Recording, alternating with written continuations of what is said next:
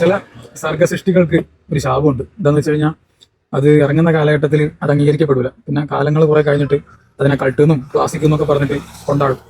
അങ്ങനെ കഴിഞ്ഞ ദിവസം ഒരു പാട്ട് കേട്ടു. ആ പാട്ട് ഞാൻ കേട്ട് എൻ്റെ കൂട്ടുകാരോടൊക്കെ ചോദിച്ചപ്പോൾ ആർക്കും ഇതിനെ കുറിച്ച് വലിയ ഐഡിയ അല്ല.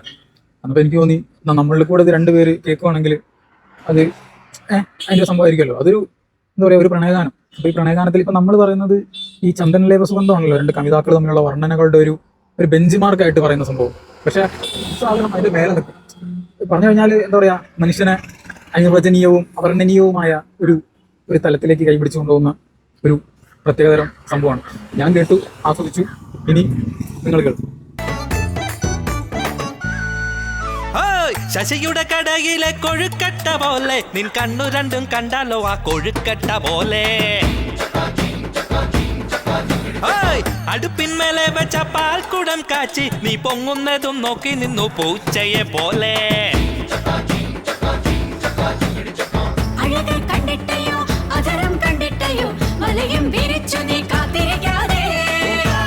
കേൾക്കുമ്പോൾ കാതോർത്തു ഞാൻ വരും കള്ളിപ്പൂച്ച.